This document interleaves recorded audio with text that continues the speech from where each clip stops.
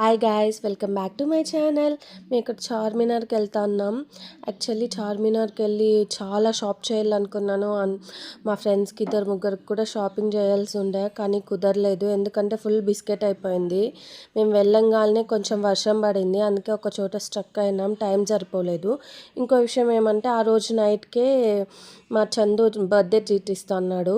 అందుకనేసి వాళ్ళు ఇంటి దగ్గర నుంచి ఒకటే ఫోన్లు, త్వరగా రండి రండి అని వెళ్ళిన. కాసేపు తిరిగాము, కొన్ని చూసాము. వెంటనే మిలాన్కి వచ్చి ఇది ఫ్రూట్ సలాడ్ ఏదేదో తీసుకున్నాం, తింటున్నాం. నేను చేసిన అతిపెద్ద తప్పు ఇదే. ఎందుకంటే దీని తర్వాతనే నాకు ఫుల్ కోల్డ్, కాఫ్, ఫీవర్ అన్నీ వచ్చేసినాయి. మిగిలిన 2 days మంచిగా ఎక్కడికి వెళ్ళలేకపోయాను, ఇంట్లోనే ఉండిపోయినాను.